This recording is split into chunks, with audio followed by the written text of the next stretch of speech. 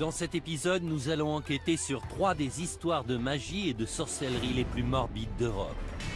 Vlad l'Empaleur, Richard III et Attila le Hun sont des figures quasi mythiques.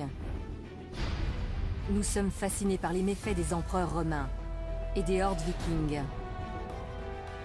Mais c'est facile d'oublier que ces gens et leurs victimes ont réellement existé. Et que la réalité est souvent plus complexe que la légende sanglante. Je m'appelle Joe Crowley, je suis journaliste. Je m'appelle Susanna Lipscomb, je suis historienne. Ensemble, nous allons dévoiler la réalité cachée derrière des personnages et des événements restés tristement célèbres. En revisitant les scènes de crime, c'est bon, affaire classée.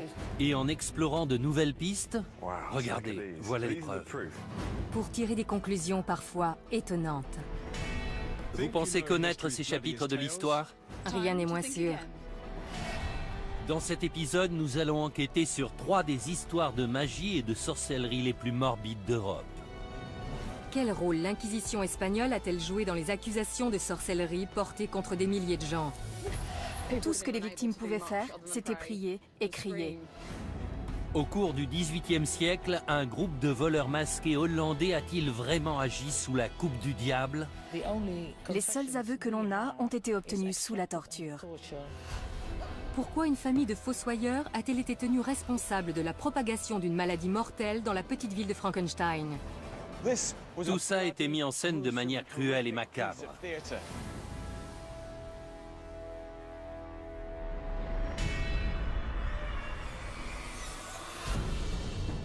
Novembre 1610, 30 000 personnes se rassemblent dans le nord de l'Espagne pour assister à l'exécution d'un sabbat de sorcières.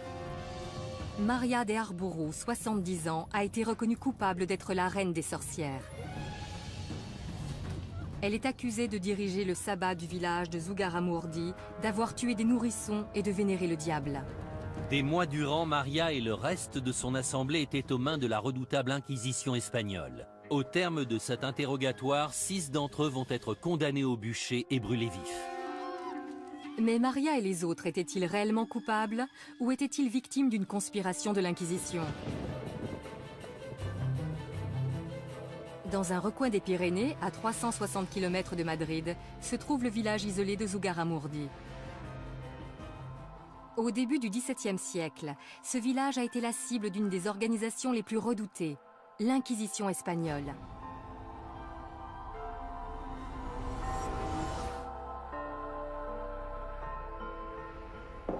En 1609, l'Inquisition est venue à Zugarramurdi enquêter sur une affaire de sorcellerie dénoncée par les membres du clergé de la région et leurs informateurs. Le village a depuis ouvert un musée entièrement dédié à cette affaire. Les noms des gens qui y étaient mêlés y sont référencés. Parmi eux figure Maria de Arbourou, accusée d'être la reine des sorcières. Instaurée à la fin du XVe siècle, la mission de l'Inquisition était de maintenir la pureté de l'Église et de superviser les Juifs et les musulmans convertis au catholicisme. L'historienne locale, Idoia Mentaberi, a enquêté sur l'affaire de sorcellerie de Zugarramurdi. Que s'est-il passé quand l'Inquisition a débarqué dans le village? Ils sont arrivés vêtus de leurs robes. Il y avait de quoi avoir peur. Ils ont arrêté des femmes, des personnes âgées et même des enfants. Le plus jeune avait 9 ans. Ils ont créé une telle atmosphère de panique et de peur que les villageois ont vite commencé à s'accuser entre eux pour tenter de sauver leur peau.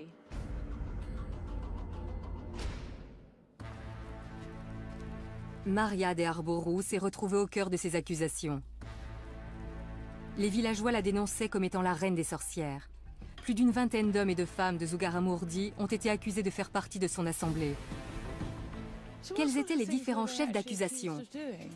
D'avoir mangé des cadavres, de voler et d'enlever les enfants. Les sorcières devaient suivre un rituel d'initiation. Elles recevaient un crapaud qu'elles devaient habiller et chérir comme un animal de compagnie. Si elles s'en occupaient mal, le crapaud les dénonçait au diable. C'est incroyable. Les gens croyaient vraiment à ce genre d'histoire? C'est difficile à croire. Ces histoires fantasques ont suffi à les faire livrer aux mains de l'Inquisition. Ils ont été jetés dans la prison secrète, détenus par les inquisiteurs, torturés et accusés de sorcellerie.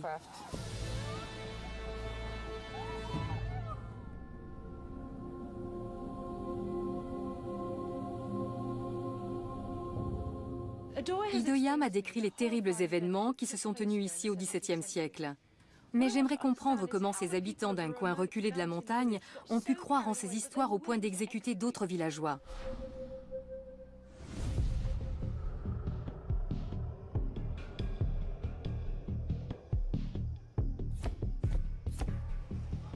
Quand on pense à l'Inquisition, on a souvent en tête des images de prêtres fanatiques vêtus de robes noires et déterminés à exterminer les hérétiques et les sorcières. Bien entendu, l'histoire est rarement aussi simple. Je me dirige vers le donjon d'Amsterdam, un site très touristique, pour y apprendre tout ce qu'il y a à savoir sur cette fameuse organisation. Pour ce faire, j'ai fait appel au professeur Thomas O'Connor, un spécialiste de l'Inquisition. Parlez-moi de Zugarramurdi. Quel rôle l'Inquisition a-t-elle joué dans ce village? Alors que la situation était déjà délicate, les inquisiteurs sont arrivés et ont mis de l'huile sur le feu. Il y a toujours eu des histoires d'accusations de sorcellerie, mais quand l'Inquisition intervenait, tout avait tendance à s'amplifier. Le nombre de dénonciations se multipliait. Un vent de panique générale se mettait à souffler. Cependant, il est intéressant de savoir que les avis sur la question étaient partagés au sein des inquisiteurs. C'est vrai? 2 d'entre eux avaient une opinion bien tranchée sur la marche à suivre, mais le 3e émettait quelques réserves. L'inquisiteur en question se nommait Alonso de Salazar Frias. C'était un avocat particulièrement cultivé. Il voulait distinguer les faits réels de ce qui relevait de l'imagination de la personne accusée de sorcellerie. Au sein même de l'Inquisition, certains parlaient déjà de pacte avec le diable, d'hérésie et de damnation. Il tenait à prendre assez de recul pour ne pas se laisser embarquer dans l'hystérie collective. Cette frénésie touchait non seulement la commune de Zugarramurdi, mais aussi les inquisiteurs présents lors des événements. À Zugarramurdi, Salazar était l'inquisiteur le moins gradé, mais sa méthode de raisonnement a tout de même eu un impact important. Il avait vu que la commune était prise d'hystérie collective et que ça les poussait à inventer toutes sortes d'histoires. Exactement. Il a introduit les notions de scepticisme et de doute dans le processus de jugement. Il a fait évoluer les poursuites pour sorcellerie en Espagne. Grâce à Salazar, les inquisiteurs étaient encouragés à ne plus se reposer uniquement sur les dires des victimes, mais à trouver des preuves concrètes avant d'emprisonner leurs suspects. Les détails sur le fonctionnement de l'Inquisition espagnole sont fascinants, mais cela ne suffit pas à résoudre l'énigme de Zugarramurdi. La sorcellerie était considérée comme un acte d'hérésie mineur. Mais malgré la présence d'un inquisiteur aussi moderniste que Salazar, plusieurs personnes ont été condamnées au bûcher.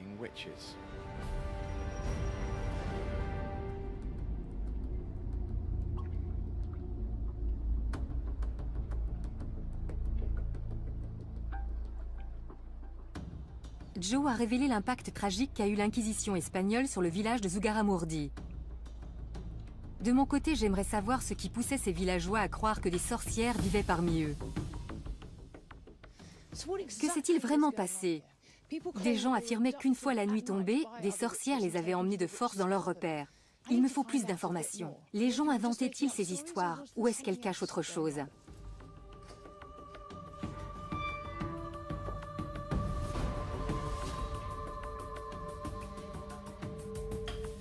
Je compte sur l'aide du professeur Peter Kinderman, psychologue clinicien, pour m'expliquer comment de telles accusations voient le jour et ce qui poussait les gens à y croire aussi facilement. D'après les témoignages, c'est dans ces caves que les sorcières se réunissaient. Cet endroit est assez fabuleux, n'est-ce pas? C'est un site extraordinaire. L'impact d'une histoire de sorcière est tout de suite plus fort quand il est censé se passer dans un endroit comme celui-ci.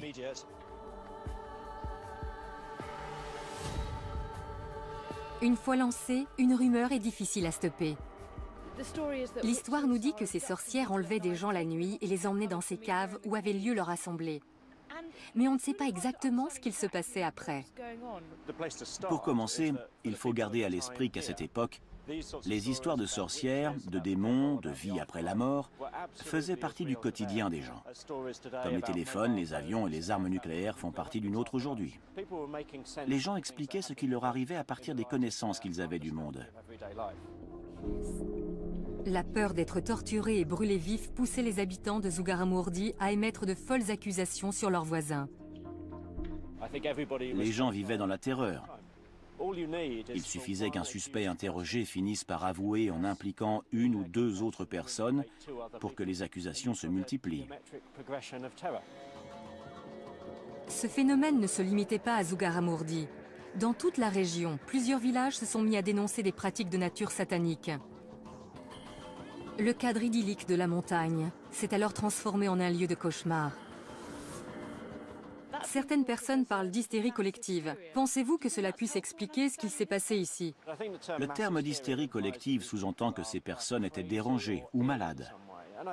Je ne pense pas que ça a été le cas. De nos jours, accuser quelqu'un de sorcellerie passe pour de la démence. Mais si on appelle les services secrets parce qu'on suspecte son voisin de fabriquer des bombes, cela nous paraît normal. Donc il ne faut pas trop rationaliser les faits. Ces gens ont réagi dans la panique. Les conséquences étaient terribles dans les deux cas. Être possédé par le diable et perdre son âme faisait bien plus peur aux gens qu'on ne peut l'imaginer aujourd'hui. D'un autre côté, l'idée de faire l'objet d'une enquête, puis d'être torturé et brûlé vif en public, n'était pas plus réjouissante.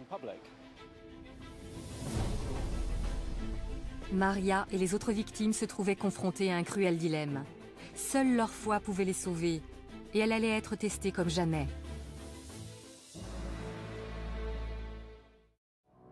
L'enquête menée par l'inquisiteur Alonso de Salazar a abouti à la libération de plusieurs suspects. Mais Salazar ne pouvait tous les sauver. Maria de Arbourou et 5 autres personnes ont été jugées coupables.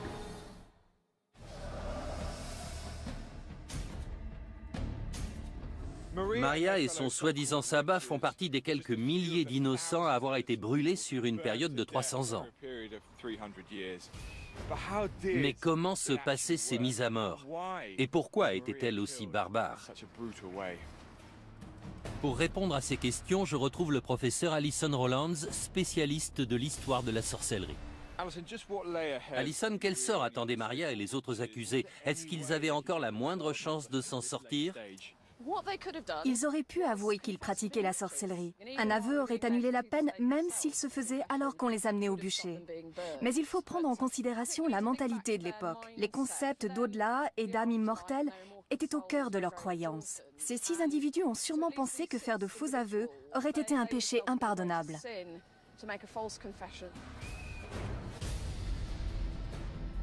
En refusant de choisir la facilité, Maria a définitivement scellé son destin. Elle et ses pairs étaient condamnés à trouver la mort d'une des pires façons imaginables. Pourquoi le bûcher? Pourquoi une mort aussi horrible? On ne pouvait pas les pendre ou les décapiter? Selon certaines croyances religieuses, le feu a le pouvoir de purifier l'âme d'un pécheur. Même si ça peut paraître assez tordu, brûler les personnes accusées de sorcellerie était vu comme une façon de sauver leur âme. J'imagine à quel point ça doit être horrible de voir les flammes se répandre et commencer à brûler. La douleur doit être insoutenable tant qu'on reste conscient. C'était l'une des sentences les plus cruelles. À mon avis, les inquisiteurs pensaient que la menace du bûcher suffirait à convaincre les gens d'avouer.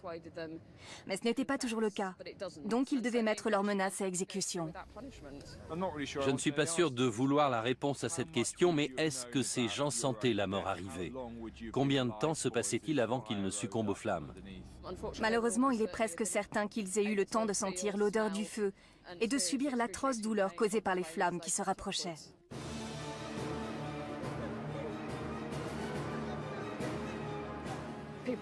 Ils étaient debout, attachés. Tout ce qu'ils pouvaient faire, c'était prier et crier.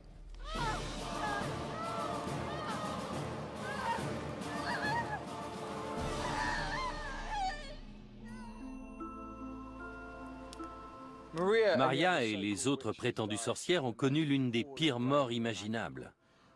Et dire qu'ils auraient pu en réchapper s'ils s'étaient repentis de leurs péchés. Cependant, Salazar a enclenché la fin de ces pratiques barbares. Son rapport à l'Inquisition a fait cesser les exécutions pour cause de sorcellerie en Espagne. Triste ironie du sort, les données qu'ils avaient récoltées à Zugarramurdi ont poussé l'Inquisition à gracier les sorcières du village seulement 4 ans après leur mort par le feu.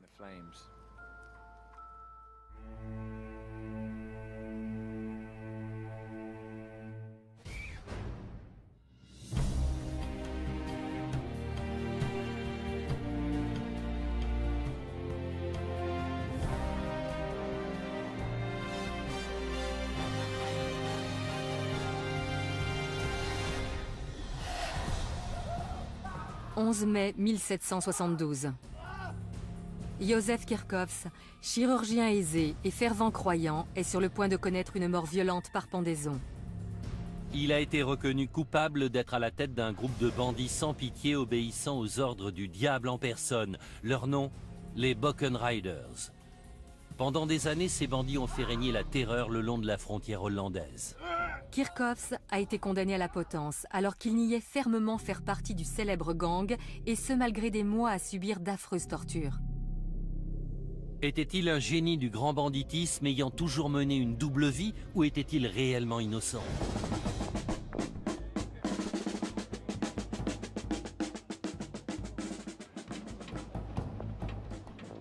Les festivités qui ont lieu tout autour de moi sont organisées en l'honneur des héros du folklore hollandais, les Bockenriders. Bockenriders signifie les cavaliers du bouc. Les représentations de ces personnages sont nombreuses.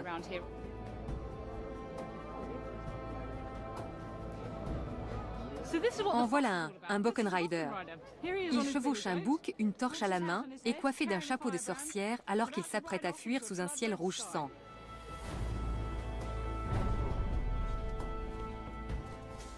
De nos jours, beaucoup de gens voient les Bockenriders comme des justiciers, une sorte de version hollandaise du légendaire Robin des Bois. Cependant, les études contemporaines les décrivent comme un violent groupe de voleurs sans foi ni loi qui n'hésitaient pas à prendre pour cible les prêtres et leurs églises. Au centre de ces récits se trouve l'arrestation du médecin local, le docteur Józef Kirchhoffs, en 1771. Il était accusé d'être à la tête de ces opérations. Mais était-il un justicier à la Robin des Bois ou un malfaiteur sous la coupe du diable ?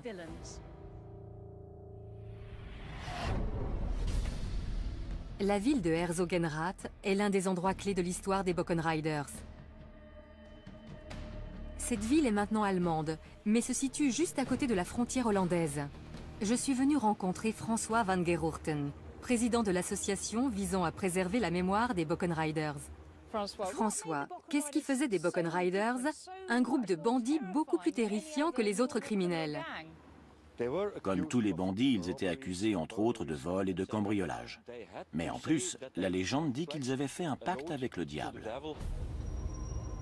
Les vols étaient commis dans un périmètre si grand que les rumeurs disaient que le diable leur avait donné des boucs volants pour les assister dans leurs méfaits. L'efficacité impitoyable avec laquelle ces brigands agissaient ont poussé les autorités et la population à croire qu'ils obéissaient tous à une seule et même personne, un leader connu sous le nom de Józef Kirchhoffs. François, quel lien existe-t-il entre cette église et l'objet de notre étude, Józef Kirchhoffs ? C'est l'église Sainte-Marie. C'est ici qu'il a été arrêté dans la matinée du 17 août 1771. Ça doit être choquant de se faire arrêter en sortant de l'église devant tous les paroissiens. Il y a de quoi se sentir humilié. Clairement. Il habitait une centaine de mètres plus loin. En l'espace d'un instant, il est passé du statut de citoyen respecté à celui de criminel. Dites-moi plus sur Kirchhoffs. Que sait-on de lui? Il est né en 1724. Après 9 ans dans l'armée, il est rentré chez lui. Et puis il est devenu le chirurgien officiel de la ville de Herzogenrath. Au moment de son arrestation, il était marié et il avait 6 enfants. Pourquoi est-ce qu'ils l'ont arrêté lui plutôt qu'un autre? Les autorités pensaient que le diable venait sur terre pour séduire les gens pauvres d'esprit, qui ne savaient ni lire ni écrire, afin d'en faire des Bockenriders. Mais leur chef devait forcément être quelqu'un de plus instruit. Ils ont pensé à Kirchhoffs. Ses accusateurs étaient persuadés qu'il menait une double vie. Aux yeux de ses concitoyens, il passait pour un bon chrétien, mais une fois la nuit tombée, il devenait le leader de ce groupe de criminels. C'est un peu comme Dr. Jekyll et Mr. Hyde. La formation militaire de Kirchhoffs pouvait certainement s'avérer utile au commandement d'un groupe de violents bandits. En plus de ça, plusieurs malfaiteurs présumés ont donné son nom sous la torture. Menait-il réellement une double vie? Était-il le chef tout-puissant de ce groupe de bandits? Je vais envoyer Joe consulter les archives officielles pendant que je me renseigne sur le fonctionnement des gangs.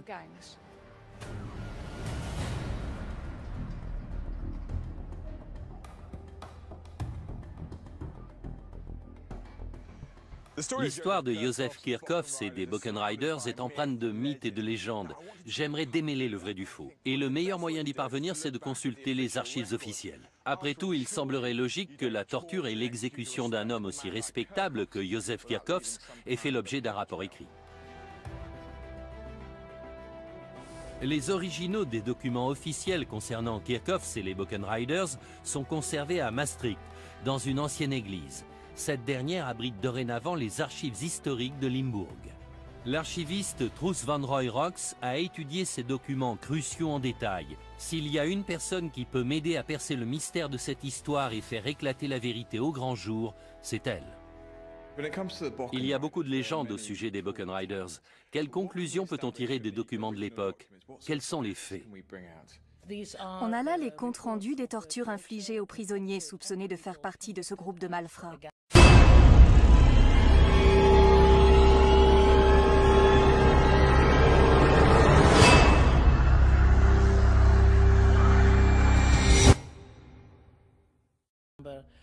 Ils étaient accusés d'entrer par effraction dans les maisons, les églises et les abbayes. Mais le mystère reste entier au sujet de la réelle culpabilité des prétendus Buchan Riders. Les seuls aveux que l'on a ont été obtenus sous la torture. C'est assez déroutant. On trouve ici des milliers de documents juridiques et pourtant aucun d'entre eux ne prouve sans équivoque que Kirchhoffs ait été à la tête de ce réseau criminel. Les seules preuves sont de vagues accusations faites sous la torture. Est-ce qu'il y a des documents qui nous parlent un peu de Joseph Kirchhoffs et de son histoire personnelle? On a une description de lui dans une lettre de recommandation. Elle a été écrite en 1752, quand il était encore sergent dans l'armée. Elle dit qu'il était non seulement un chirurgien très talentueux, mais aussi un homme respecté et très croyant. Les gens n'en revenaient pas quand il a été arrêté. Ça semble un peu tiré par les cheveux qu'un homme aussi sympathique et attaché aux valeurs du christianisme se retrouve à la tête d'une cruelle organisation de malfaiteurs. Oui, il n'y avait aucune preuve concrète de sa culpabilité. Il avait seulement été dénoncé par d'autres suspects passés sous la torture. Clairement, la façon dont ces aveux ont été extirpés pose problème. J'aimerais en savoir davantage sur la nature de ces tortures. Le château où elles ont eu lieu existe toujours. On peut aller voir si vous voulez. Je visualiserai mieux. Ça ne fait aucun doute.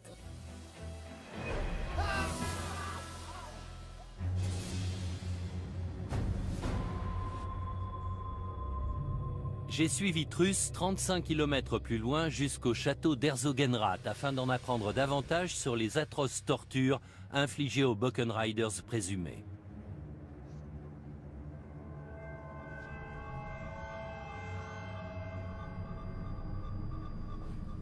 Regardez-moi tout ça. Comment ces effrayants outils étaient-ils utilisés? Il commençait avec les poussettes, d'abord sur un pouce, puis sur les deux. Vous parlez des pouces, mais il y a la place d'y mettre la main entière. Même avec une simple pression, on sent que ça peut infliger d'atroces souffrances. Et si ça ne suffisait pas à les faire parler, il passait au brodequin. Comment ça marche? Cette partie se met derrière le mollet. Celle-ci est sur le tibia. La poignée permet de resserrer la vis, ce qui réduit le tibia en miettes. Puis dans un troisième temps, ils attachaient les mains de la victime derrière son dos et le suspendaient à l'estrapade. Par les mains? Oui, et les pieds ne touchaient pas le sol. Le poids du corps tout entier tirait sur les mains. Mais c'est possible, les bras doivent immédiatement se casser, non? Oui. Ils se cassent. Les organes éclatent et les épaules se disloquent. C'est le corps tout entier qui se retrouve réduit en bouillie. Certains rapports disent qu'au bout de seulement 5 minutes, les victimes criaient « Détachez-moi, je vais parler, je vais tout avouer, je n'en peux plus ».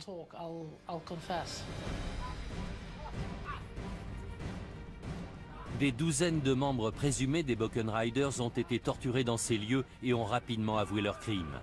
Mais pas Kirchhoffs. Il disait à ses tortionnaires « Messieurs, vous pouvez réduire mon corps en miettes, je n'ai rien à avouer ». Respectait-il la loi du silence ou était-il véritablement innocent?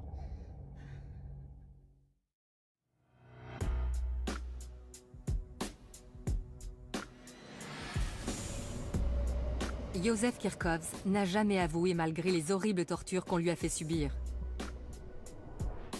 Aurait-il réussi à tenir sa langue jusqu'au bout s'il avait été coupable? Pour le savoir, je vais discuter avec Graham Johnson. Depuis plus de 10 ans, il enquête sur les barons du crime et les gangs sévissant actuellement. Les gangsters connaissent-ils l'identité de leur chef? Pas toujours. Les petites mains, ceux qui les recrutent et tous ceux qui occupent des postes secondaires ne savent pas forcément pour qui ils travaillent. On s'intéresse actuellement à Józef Kirchhoffs, qui était un membre respectable de sa communauté. Est-ce qu'on trouve vraiment ce genre de profil au sein d'un gang? Il arrive souvent que les chefs de gang aient une position sociale élevée au sein de leur communauté. Peu de gens connaissent l'identité de celui qui dirige actuellement la pègre locale. Si vous le rencontriez, vous ne penseriez pas une seconde qu'il est impliqué dans un gang. C'est un homme respectable, poli, cultivé, et pourtant, il est à la tête d'une organisation criminelle qui compte des centaines de membres et génère des centaines de milliers d'euros par an. Ils sont impliqués dans des affaires de drogue, de fraude fiscale, de vente d'armes et même de meurtres.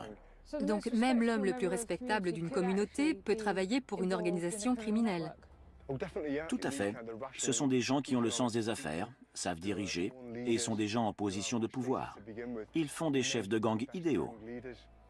Ce principe est valable aussi bien en Angleterre aujourd'hui qu'en Allemagne il y a 200 ans.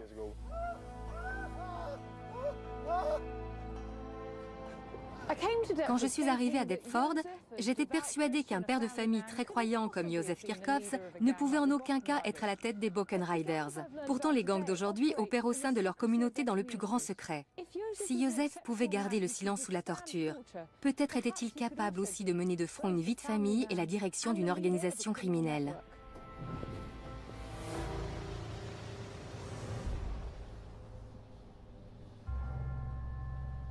Malgré l'absence de preuves tangibles à l'encontre de Kirchhoffs, les juges étaient convaincus de sa culpabilité. Après des mois de torture, le verdict est finalement tombé. Il a été condamné à mort. Sa sentence a été prononcée oralement dans cette pièce. Juste ici. Ici même, oui. C'est vrai? Il a été condamné à la pendaison pour 9 cambriolages. C'est tout ce qu'ils ont trouvé à lui reprocher après toutes ces tortures. 9 cambriolages sur une période de 9 ans. Rien à voir avec le casier judiciaire d'un baron du crime. Est-ce qu'on sait comment s'est déroulée l'exécution? Oui, on a le compte-rendu détaillé. Je vous le lis. Ils ont alors conduit Kirchhoffs sur la place publique où la potence avait été érigée. À 11 h du matin, le bourreau lui a passé la corde autour du cou. D'une voix tremblotante, il a crié « Jésus, j'ai vécu pour toi, je meurs pour toi ».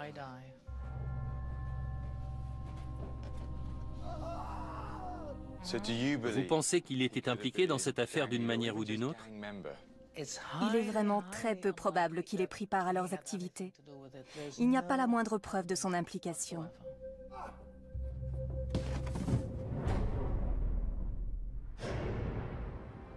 Kirchhoffs n'a pas été la seule victime. Plus de 350 Buchan Riders présumés, hommes et femmes confondus, ont été pendus, laissés pour morts sur la roue ou brûlés vifs. La torture est au cœur de cette légende sanglante. Le problème majeur face à cette pratique, c'est qu'on n'a aucun moyen de vérifier la véracité des aveux. Bon nombre de personnes victimes de telles souffrances finiraient par cracher le morceau, qu'ils soient réellement coupables ou pas. Le plus fascinant, c'est que Kirchhoffs n'a jamais avoué. Même si Suzy a des arguments valables pour le suspecter d'avoir été à la tête des Buchan Riders, je n'arrive pas à y croire. «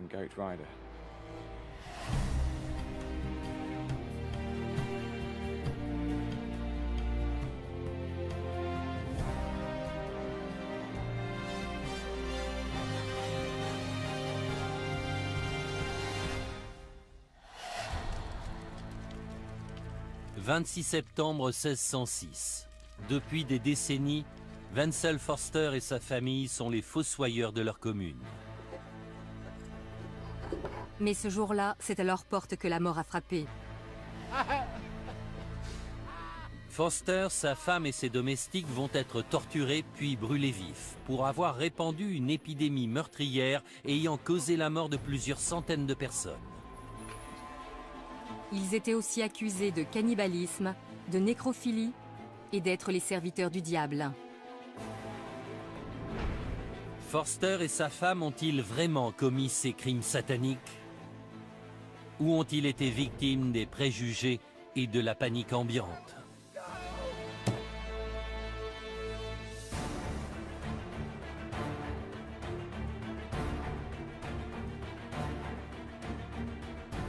J'ai fait le voyage en Europe centrale pour en apprendre davantage sur la terrible légende de Forster.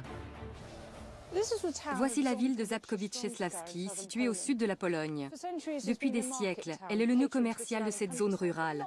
Ce n'est pas le genre de ville qu'on s'attend à voir faire la une des journaux. Pourtant, en 1606, cette magnifique feuille d'information illustrée a été publiée à son sujet. Cet ancêtre des journaux d'aujourd'hui raconte l'histoire qui a fait connaître cette petite ville. Mais à l'époque, Żabkowice portait un autre nom. Elle s'appelait Frankenstein. C'est en 1818 que Mary Shelley a écrit son célèbre roman gothique racontant la vie de Victor Frankenstein et du monstre qu'il avait assemblé à partir de morceaux de corps humain. 200 ans plus tôt, la ville de Frankenstein a été au centre d'une autre histoire à en glacer le sang, quand des centaines de ses habitants ont été victimes de la peste. Le bulletin illustré ne parle pas seulement des victimes, mais aussi des gens supposés être à l'origine de cette épidémie. La propagation de l'épidémie a été entièrement reprochée à une famille de fossoyeurs qui s'occupait du cimetière de la ville. Ce récit relate une incroyable histoire d'empoisonnement, de vol et de magie noire.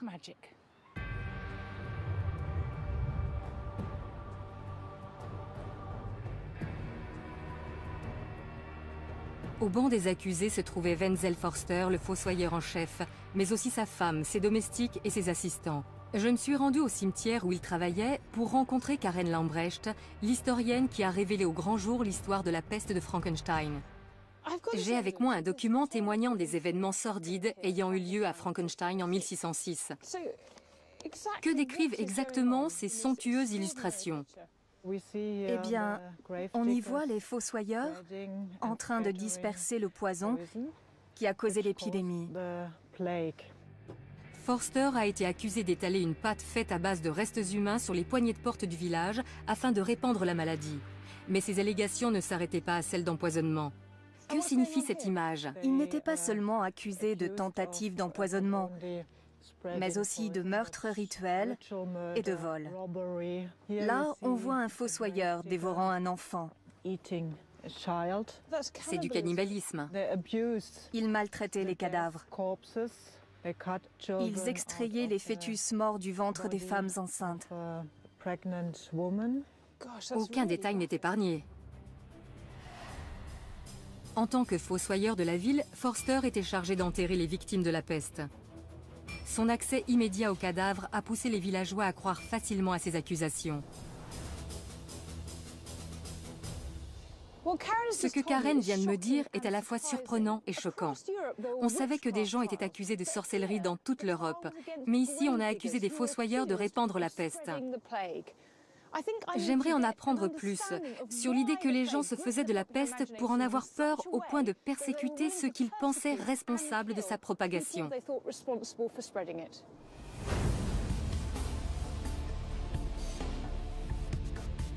Je suis à Londres où 100 000 personnes sont mortes de la peste 60 ans après l'épidémie de Frankenstein. Je retrouve le professeur Robert Jout, un historien médical, à l'église Saint-Bride où reposent des centaines de victimes de la peste. Robert, pouvez-vous m'en dire un peu plus sur la peste? Sait-on combien de victimes elle a fait à Frankenstein? D'après les rapports de l'époque, il y a eu environ 1500 décès. C'est un chiffre assez élevé. Un quart de la population a trouvé la mort en l'espace d'1 ou 2 semaines. La mort était fulgurante. Et elle frappait sans prévenir, n'est-ce pas? C'est ça. Dans certains cas, les gens se levaient le matin comme si de rien n'était, puis mouraient dans la journée. C'est une mort aussi terrible que soudaine. Les gens en étaient terrifiés. Dans ces conditions, les victimes ne pensaient pas s'être assez préparées au jugement dernier. Ça les effrayait plus que tout. Quand la peste frappait, les églises débordaient de demandes d'inhumation. Il était impossible d'enterrer tout le monde convenablement. Regardez ça.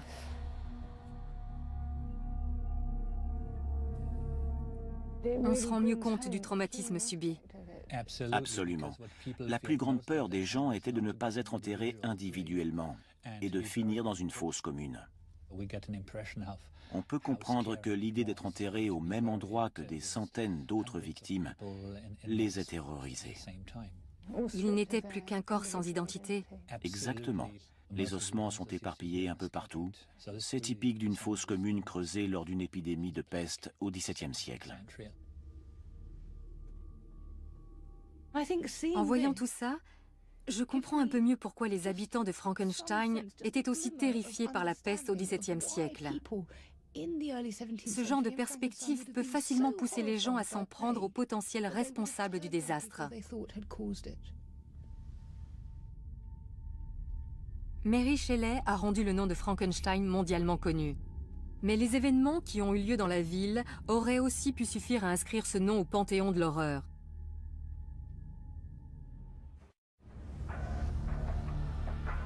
Suzy a découvert qu'un quart de la population de Frankenstein a succombé à la peste. Les fossoyeurs ont-ils réellement pu répandre l'épidémie à l'aide de potions empoisonnées? Y a-t-il un moyen de découvrir ce que contenaient ces potions? Bien entendu, les autorités de l'époque ne disposaient pas de laboratoires médico-légaux où les faire analyser. Personnellement, l'idée de potions pestiférées me semble un peu exagérée. On pourrait presque y voir un complot monté dans le but de s'en prendre aux fossoyeurs.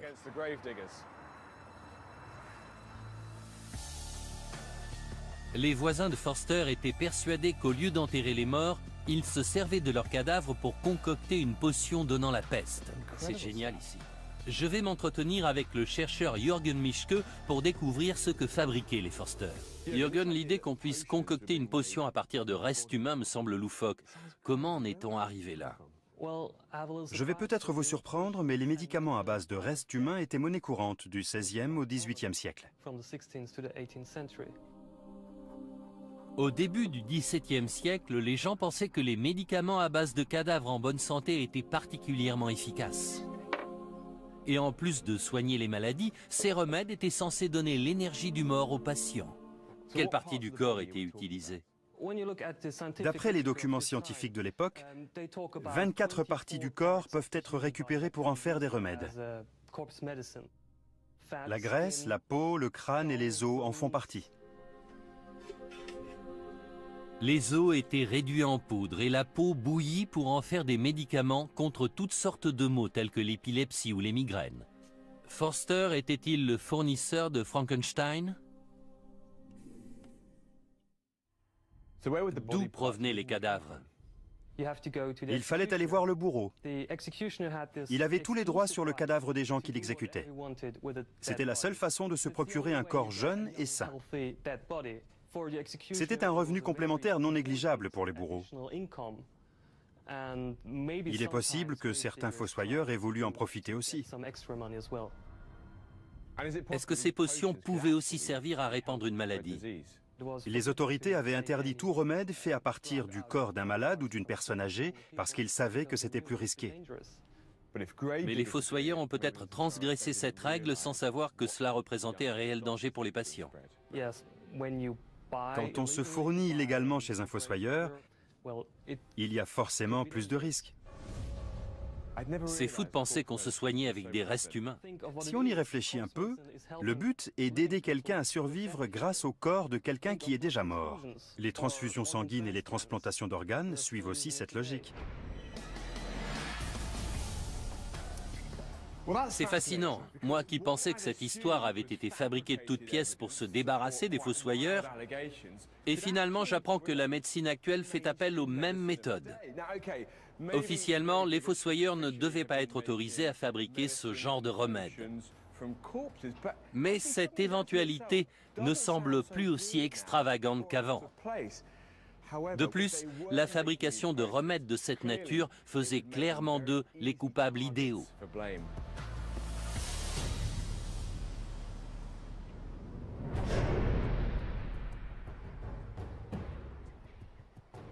Joe a découvert que Wenzel Forster dirigeait peut-être un laboratoire clandestin de fabrication de médicaments à base de cadavres. Leur activité a pu être à l'origine de la propagation de la peste, même involontairement. Mais tout ça n'explique pas les autres sordides chefs d'accusation portés contre lui et son entourage. De retour en Pologne, je vais visiter avec Karen les cachots situés sous la mairie. C'est ici que les fossoyeurs sont censés avoir été retenus prisonniers. J'espère y découvrir pourquoi ils ont été accusés de vol, de cannibalisme et de nécrophilie.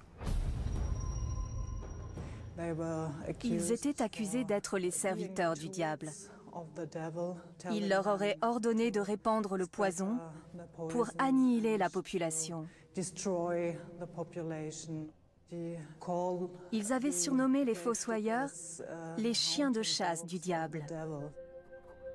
Les fossoyeurs étaient souvent marginalisés par le reste de la population qui les associait à la mort. Cela faisait d'eux la cible facile d'accusations macabres. Ça paraît invraisemblable. Qu'est-ce qui poussait les gens à croire que les fossoyeurs étaient capables de telles horreurs? Comme ils vivaient dans un climat de terreur, les villageois étaient à cran. Les autorités locales se devaient d'agir. En plus de Forster et sa femme, 6 autres personnes ont été arrêtées et accusées de répandre la peste. Avec la communauté tout entière convaincue de leur culpabilité, ils n'avaient aucune chance de s'en sortir. Frankenstein voulait leur mort.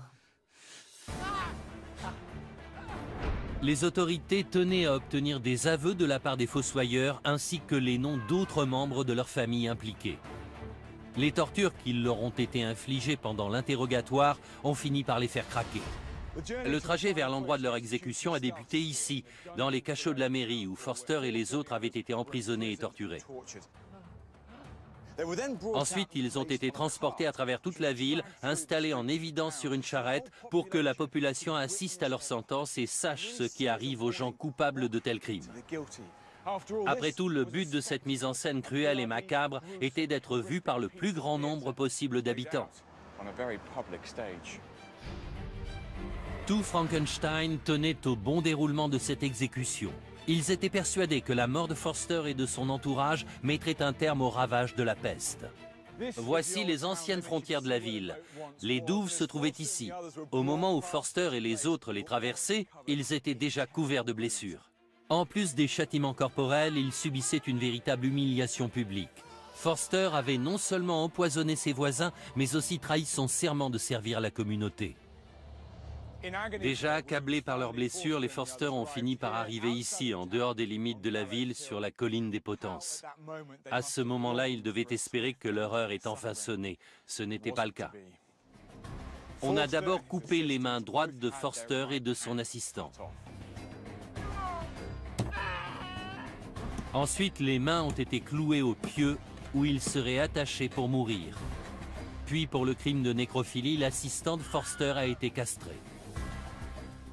Prochaine étape, le bûcher. Forster et 3 autres fossoyeurs ont été attachés à des pieux. Les feux ont été allumés tout autour d'eux pour qu'ils meurent brûlés vifs.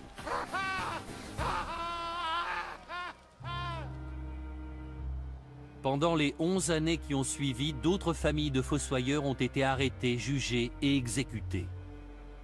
Parmi eux, un garçon de seulement 14 ans a été décapité. La terreur se trouve au cœur de cette affaire. Face à la peur, les hommes sont capables d'actes terribles. Les fossoyeurs sont devenus leur bouc émissaire. Ils avaient peut-être bel et bien utilisé des cadavres pour faire des potions. Ils ont peut-être même involontairement propagé l'épidémie. Mais ce genre de remède était courant à l'époque. Beaucoup de gens les utilisaient dans l'espoir de guérir. Les habitants de Frankenstein ont fait preuve d'une hypocrisie presque barbare en se retournant contre les fossoyeurs. Leur sentence a été irrévocable.